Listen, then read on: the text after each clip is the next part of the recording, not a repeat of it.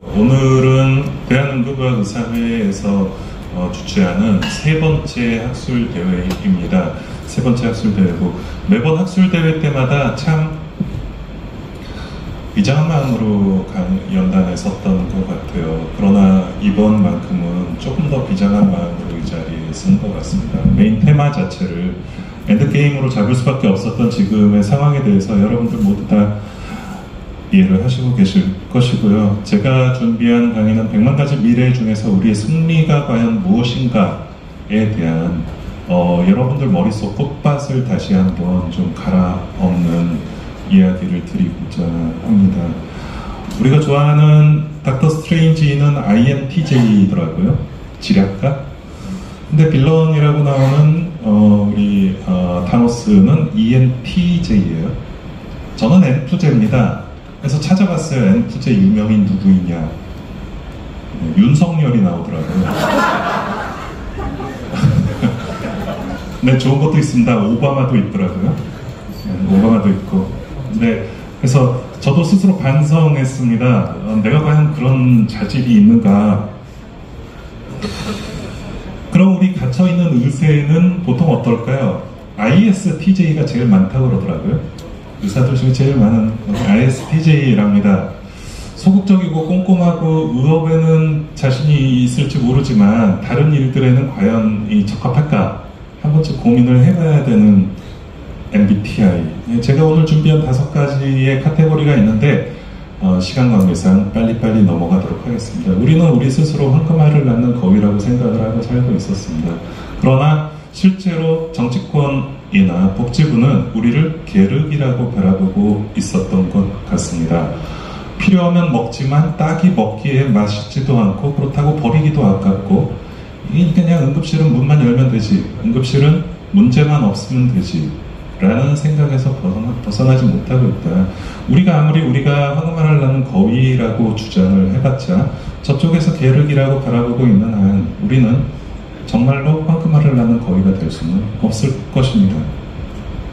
우리가 붕괴나 재난이라고 얘기하는데 정말 붕괴 맞냐? 정말 재난 맞냐? 맞는 것 같습니다. 보통 이제 군사학적으로 전멸이라고 얘기를 하는 게 싸그리 몽땅 죽는 거를 이야기하는 것 같지만 군사학적인 의미에서 전멸이라고 할 때는 전투 능력을 상실하는 것이랍니다. 30% 이상이 전투 속행이 불가능한 상태 내지는 공격 측이 손실을 한 10% 정도 입어가지고 전의를 상실한 상태, 이제 이 정도를 군사학적으로는 전멸이라고 한단 말이에요. 그렇게 따지면 지금 현재 우리 응급학과의 상황은 분명히 전멸에 가까운 상황이다. 붕괴 상황이다. 당연하죠. 그러니까 영화 300 보시면 300명이 어떻게 10,000명을 이겨 거짓말하지 마가 아니라 300명이 끝까지 발악을 하니까 손실이 커지니까 공격 측이 전의를 상실한 거죠. 우리 어떻습니까? 사실은 전공의 사직 이전에도 10% 이상의 응급학 전문의들이 응급학과를 떠나고 개업을 했었습니다. 처음으로 이제 코로나 때요. 응급학 전공의들이 1년차가 10% 가까이 중독 포기를 했습니다. 이미 코로나 이전부터 사실은 위기의 조짐이 있었던 거예요. 이번 사태가 결정적인 역할을 제기한 것은 맞지만 사실은 붕괴의 조짐은 분명히 이전부터 있었다. 제가 작년에 강의를 했던 게 응급학과 폐과해야 되냐라는 강의였었습니다. 딱 1년 됐네요. 그때 제가 얘기했던 폐과의 인디케이션이 절대적 앱솔루트 인디케이션과 렐라티브 인디케이션이라고 얘기를 하고, 아직 앱솔루트 인디케이션 아니니 우리는 아직은 그래도 폐과까지는 하지 말자라고 얘기를 했었습니다. 근데 한 해가 지나니 렐라티브 인디케이션 다 채웠고요. 이제 앱솔루트 인디케이션의 2가지를 채워버렸습니다. 결국은 뭐냐, 이제는 응급의학과 축소 소멸의 길로 갈 수밖에 없는 상황이 분명히 났습니다. 응급의학과 폐과해야 돼요. 안타깝지만 아무리 권인호 교수님이 같이 할 수 있다고 하지만 쉽지 않습니다. 왜냐하면 인디케이션에 맞으면 우리 어때요? 해야 되잖아요. sepsis 인디케이션이면 sepsis잖아. 아무리 뭐라 해도 인디케이션에 맞으면 폐과하는 거예요. 딱 하나 남았습니다. 뭐? 필요성. 응급실 필요성 없어질까요? 네. 마지막까지 없어지진 않을 것이라고 봅니다. 응급실이 필요 없는 나라는 없죠. 그래서 첫 번째, 나는 누구냐? 우리 집에서 키우는 강아지가 이름이 행복입니다. 행복하고 싶죠. 그러니까 행복이라고 이름을 적겠죠. 얘가 행복한지는 잘 모르겠어요. 지금 이게 웃는 거예요. 웃는 겁니다. 쓰다듬어 웃는, 개들은 웃는 게 저렇게 웃어요. 뭔 생각을 하는지는 모르겠지만 하여튼 행복하고 싶어요. 사람도 마찬가지입니다. 저도 행복하고 싶어요. 근데 행복이라고 하는 게 결국은 개인과 직업과 가치관의 어떤 공통분모라고 생각합니다. 나는 개인이죠. 당연히 집에서는 가장이고요. 남편이고 아빠입니다. 또 아들이기도 하고요. 개인으로서의 어떤 정체성, 또 자존감, 직업으로서의 정체성, 또 내가 가지고 있는 가치관과 어울릴 것이냐, 이것이 서로 간에 교집합을 이룰 때 그것이 나의 행복을 결정을 한다고 생각합니다. 자, 5가지 지표를 드리겠어요. 첫 번째 지표 012예요. 자, 나는 내 감정을 언제든지 만족스럽게 표현할 수 있다. 전혀 그렇지 않다 0점, 항상 그렇다 2점. 머릿속으로 잘 생각하세요. A입니다.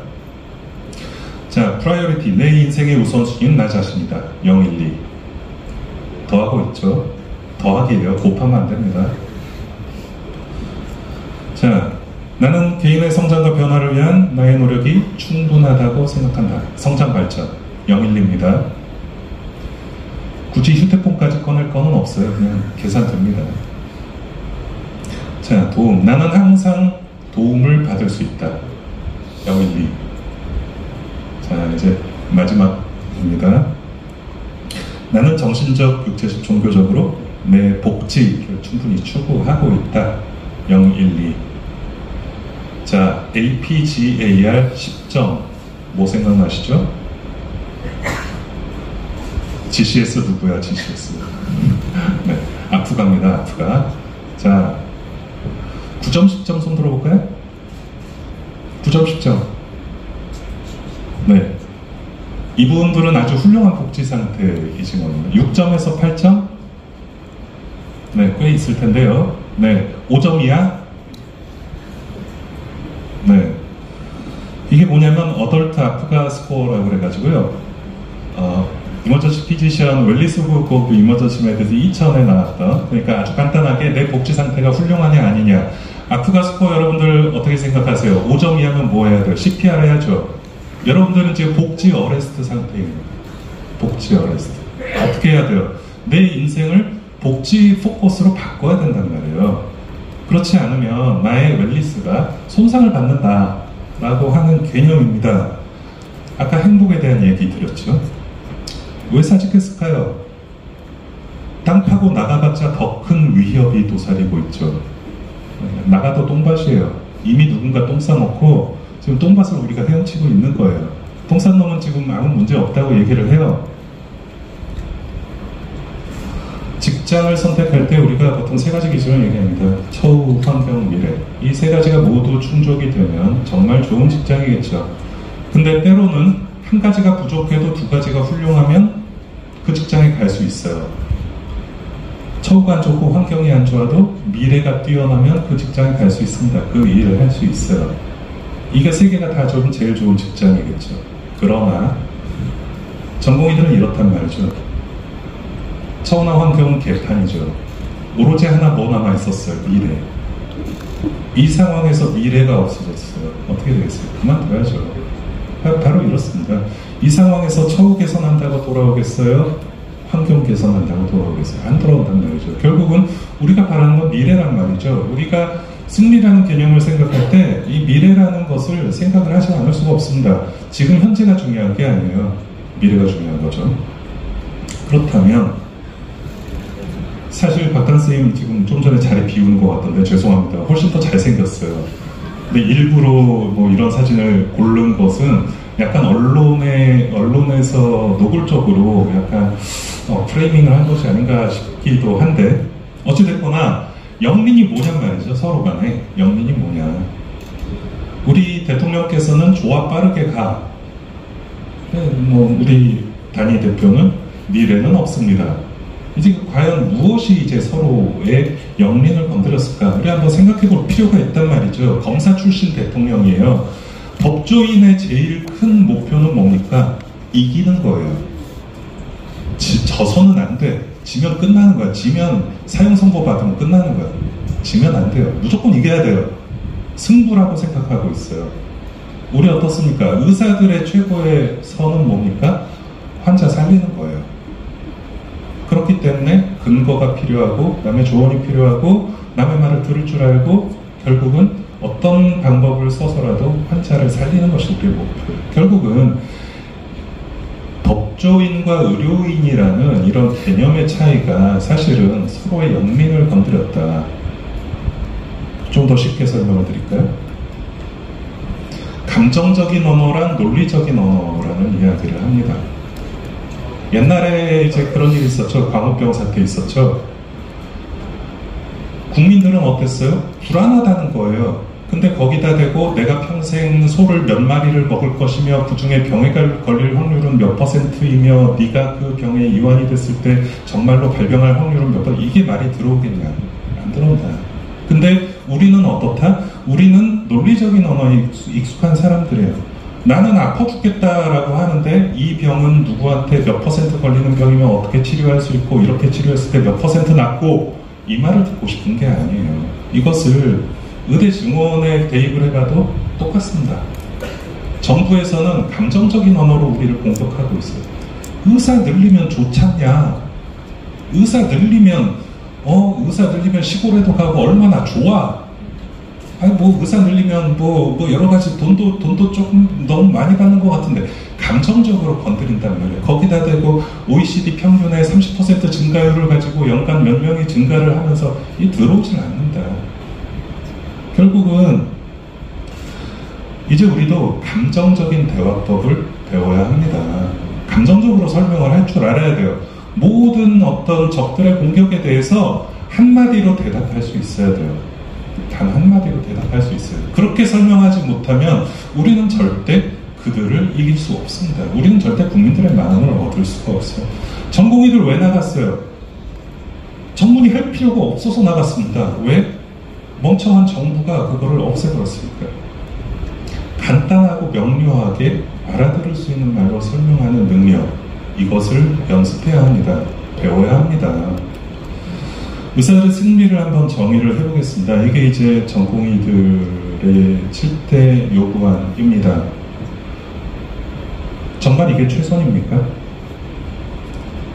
위에 있는 사진은 MMA 챔피언입니다. 챔피언 결정전에서 이겼어요. 근데 비골골절, 안화골절로 수술을 했습니다. 이긴들 저래요. 그럴 것 같아요. 그러지 않습니까? 이기기도 쉽지 않을 뿐더러 이긴다 한들 우리 진짜 연락에 얻어 터졌단 말이죠. 이미 맞을 만큼 맞았어요. 칼 맞았어요. 근데 그래도 이겨야 돼요. 이게 과연 최선이냐? 우리가 진정으로 바라는 것이 무엇이냐 생각해 봤을 때 노한교 회장님께서 이전에 한번 정부는 의사를 이길 수 없다 말했다가 난리 났었죠. 그 백그라운드를 살펴보면 결국 이런 것입니다. 의료라고 하는 것의 대체 불가성, 우리를 누가 대체할 수 없다. 뭐 되게 중요한 부분이거든요. 우리가 하는 일을 다른 사람이 할 수 없어요. 유튜브 보고 빵은 만들 수 있어도 유튜브 보고 수술할 수는 없잖아요. 왜? 빵 잘못 만들면 버리면 되지만 수술 잘못하면 사람이 죽잖아요. 그러니까 결국은 우리는 대체 불가성이 있다. 또 진입장벽이 높다. 그리고 전문성, 그리고 우리가 뭔가 잘못됐을 때 환자가 피해를 본다. 이런 백그라운드를 가지고 정부는 의사를 이길 수 없다라고 얘기를 했다가 엄청난 역풍을 맞았습니다. 저는 다르게 얘기를 하고 싶어요. 우리가 진정 바라는 게 뭐냐? 인정, 신뢰, 보상, 이 세 가지로 압축해서 얘기를 할 수가 있다. 인정과 신뢰와 보상. 의사로서 인정받는 것이 무엇입니까? 밸런스 게임 아시죠? 실력 있지만 싸가지 없는 의사와 실력 없지만 친절한 의사, 누구한테 갈 거냐? 결국은 국민들이 바라는 거는 친절이라고 이야기를 하지만 사실은 실력이에요. 사실은 실력입니다. 인정받지 못하면 의사로서의 존재감이 없어요. 인정이란 게 뭐냐? 결국은 내가 하는 의료 행위에 대한 가치를 인정받는 것이다 라고 생각을 합니다. 우리는 의료 행위를 할 수 있도록 독점적인 라이선스를 받은 사람들이죠. 여러분들 가지고 있는 게 의사 면허증이에요. 전문의 면허증, 중요하지 않습니다. 그건 국가 자격증이 아니에요. 그거는 학회에서 주는 것일 뿐이죠. 결국은 내가 가지고 있는 의사로서의 라이선스는 의료 행위를 할 수 있는 독점적인 라이선스란 말이죠. 그렇다면 우리는 의료 행위로 먼저 인정을 받아야 한다. 되게 중요한 부분인 것 같습니다. 김사부, 히포크라테스 정말 싫은 말들이죠. 네, 짜증나는 말들입니다. 우리가 인정받는 게 김사부로 인정받기를 원하는 것이 아니다라는 것을 먼저 이해를 해야 할 것입니다. 신뢰는 효율입니다. 그리고 신뢰는 비용입니다. 신뢰라고 하는 것은 측정이 가능해요. 우리는 신뢰받아야 해요. 성실성과 의도와 능력과 성과. 결국은 지금 현재는 정부가 의료계와 신뢰를 잃어버렸기 때문에 효율이 떨어지고 비용은 증가를 할 것이다. 이런 식으로 설득을 해야 합니다. 이것이 사실이고요. 결국은 신뢰를 회복하는 길만이 효율과 비용을 아낄 수 있는 방법입니다.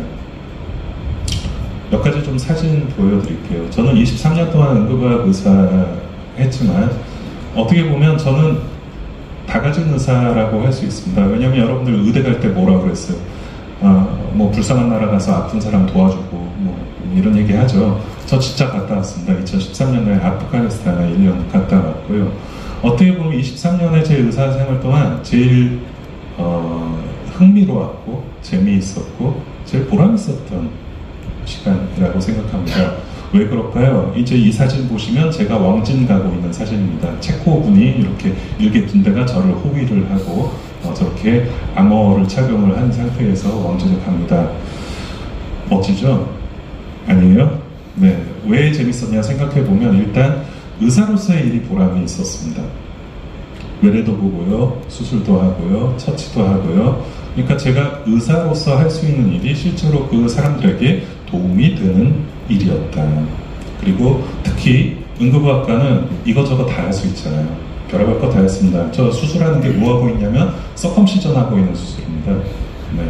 엄청난 거 하고 있는 게 아니에요. 물론 총알도 많이 빼봤지만 근데 종교적인 이유로 그 나라는 서컴시전 무조건 해야 돼요.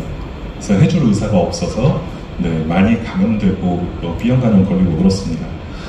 교육자로서도 되게 탁월합니다.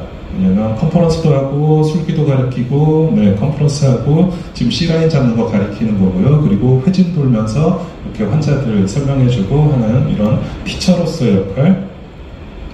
또 제가 이제 디렉터를 맡아가지고 활동을 했습니다. 어떻게 보면 내과도 있고 외과도 있고 가정의과도 있고 다 했었지만 사실은 뭐 병원을 전체적으로 관장을 할 수 있는 건 여러분들 아시다시피 응급의학과 말고는 없거든요. 이제 그런 역할도 사실은 응급의학과가 제일 적합합니다. 실제로 행정가로서의 역할도 되게 중요하고요. 보여드리고 싶은 건 이겁니다. 거기 이제 미군 병원이 있었는데 159라고 되어 있죠. 용산에 있는 게 원투원이잖아요. 그게 121번째 야전병원이라는 뜻이고요. 여기 이제 159번째 크랙 조인트 호스피탈이었었는데 거기 병원장이에요. 무슨 과 같아 보이세요? 딱 보면 나오죠. 무슨 과? 네. 소아과 모르폴로지잖아. 저 아저씨 소아과예요. 하여튼 거기 이제 소아과처럼 안 생겼어요. 네, 그 옆에 계신 분이 한국 의사분이신데 무슨 과처럼 생겼죠?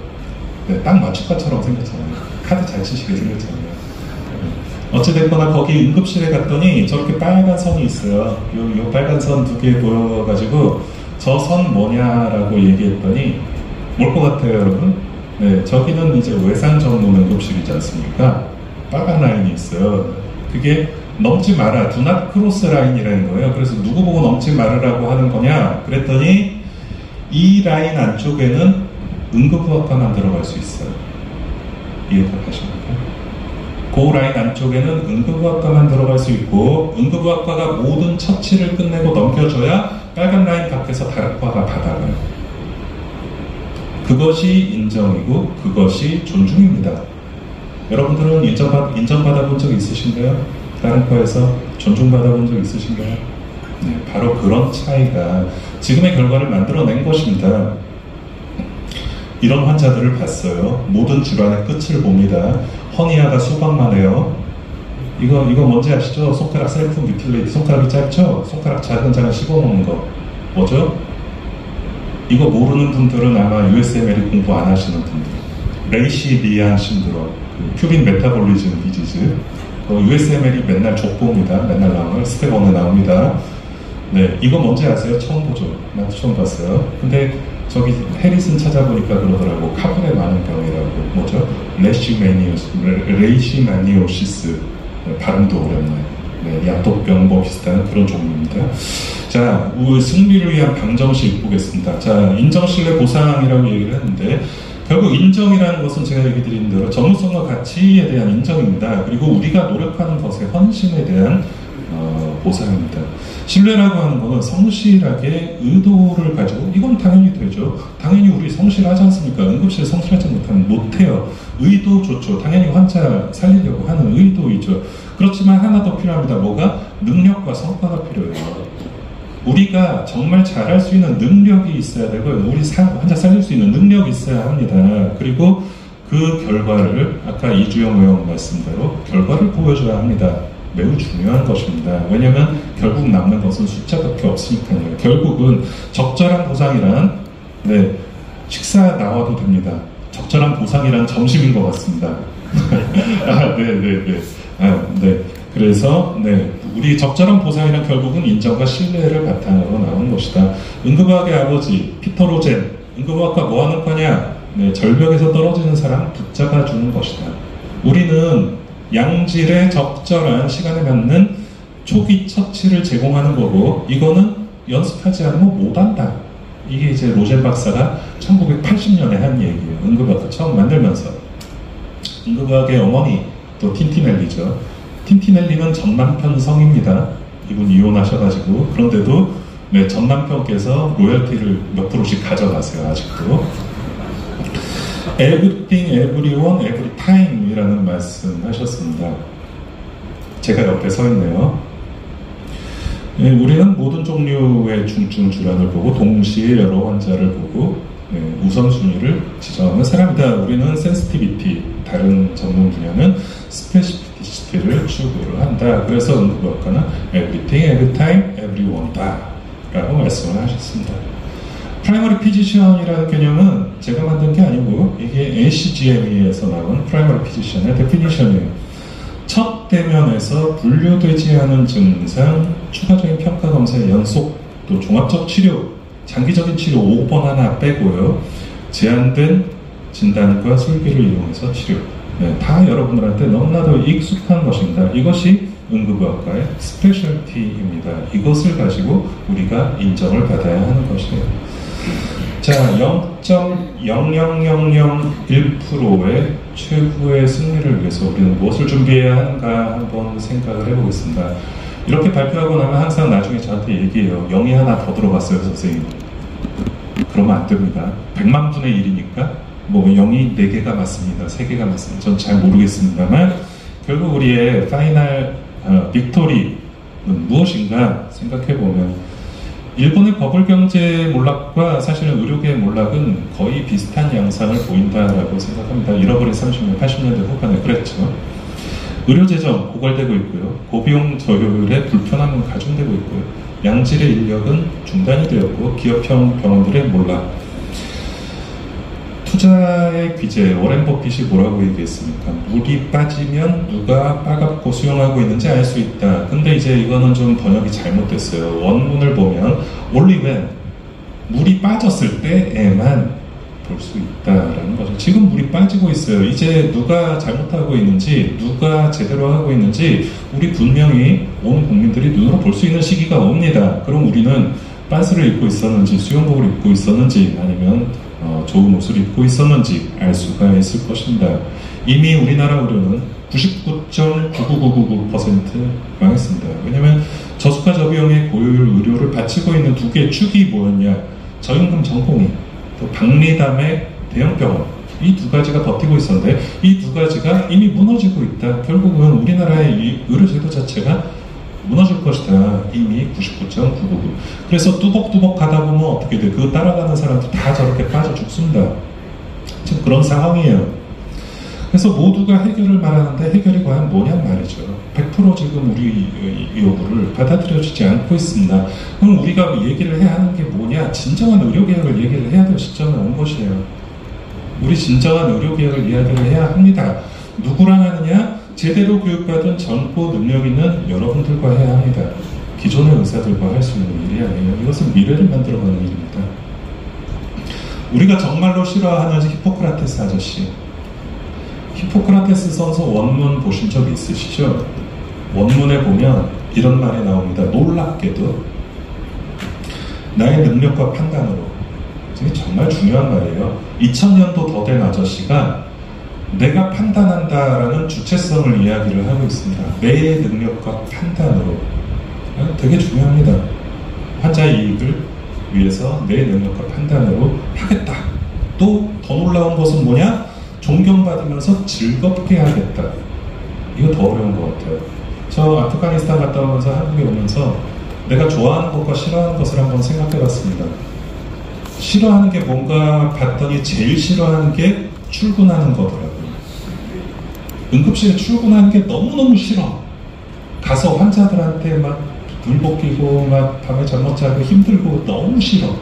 그래서 지금 생각에는 그렇습니다. 응급실 근무가 재밌으면 얼마나 좋을까. 내가 응급실에 출근하면서 야, 오늘 내가 무슨 환자를 어떻게 볼까, 즐겁게 출근하면 얼마나 좋을까. 그게 진정한 우리의 승리가 아닐까라고 생각을 합니다. 결국은 내가 가진 헌신, 가치, 의학의 가치, 인정받고 신뢰받고 적절하게 보상을 받는 것, 이것이 우리가 이루어야 할 진정한 승리가 아닐까. 2000명 증원 저지 중요합니다. 뭐 필수 의료 패키지 폐지 중요합니다. 그러나 우리가 진정으로 되찾아야 하는 것이 무엇인가, 의사로서의 가치를 되찾는 싸움이 되어야 할 것입니다. 이제 시작입니다. 아직 멀었습니다. 응급의학 의사회는 3년간의 싸움을 준비하고 있습니다. 어차피 지금 현재의 정권과 정부에서는 우리의 요구를 들어줄 수 있는 능력도 없고 들어줄 수 있는 의지도 없다고 생각을 합니다. 그럼 그 3년 후의 미래를 누가 만들어 가겠습니까? 우리가, 특히 이제 우리 젊은 전공의 선생님들, 또 젊은 의사 선생님들, 젊은 의대 선생님들, 결국은 미래는 젊은 사람들의 몫이라고 생각을 합니다. 거기에 재뿌리는 선배가 되지 않도록 응급의학 의사회는 끝까지 노력할 것이고요. 배가 항구에 있을 때 가장 안전하지만 배가 만들어진 목적은 아닙니다. 닭의 목을 비틀어서 새벽, 닭이 죽어버리면 그 닭은 새벽을 보지 못하겠죠. 새벽은 그러나 오긴 옵니다. 결국은 이 일의 뒤처리도 의사들이 해야 한다는 것이 우리의 안타까운 점이라고 생각을 하고요.